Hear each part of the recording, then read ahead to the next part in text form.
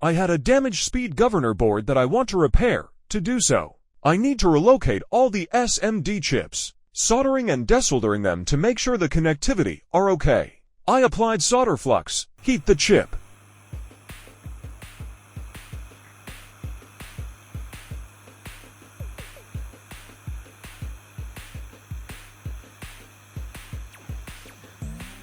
Removed it,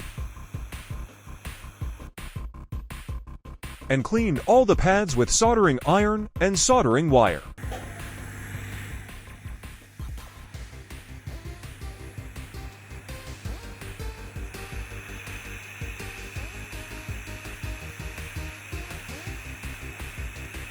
Later on, I desoldered the chip again, and this is the result.